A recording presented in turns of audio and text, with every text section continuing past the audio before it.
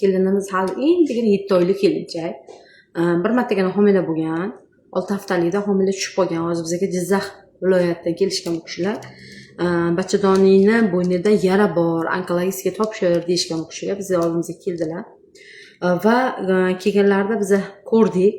Ko'rganimizda juda ham unaqa strashniy holat ko'rmadim bu kishida. Bachadon bo'ynida qizarish bor, hali tug'magan ayolga xos bachadon yo'llari, qin yo'llari va ozroq bachadon bo'ynida qizarish bor ekan. Shuning uchun biz bu kishilar ko'nglini to'q qilish uchun va o'zimizni ham o'sha yarani qanaqa ekanligini bilish uchun sindiyak diagnostika tekshiruvini o'tkazyapmiz mana. Hali yoshgina kelinchagimiz. Bu kishi so'rayaptilar, doktor, men albatta kuydirishim kerakmi yoki bo'lmasa davolasa bo'ladimi deyaptilar.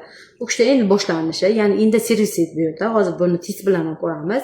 Agar testimiz yaxshi natija bilan bo'ladigan bo'lsa, faqatgina davolash uchun lecheniyalar yozib beramiz. Chunki hali 2006-yil o'zlari ham hali yosh.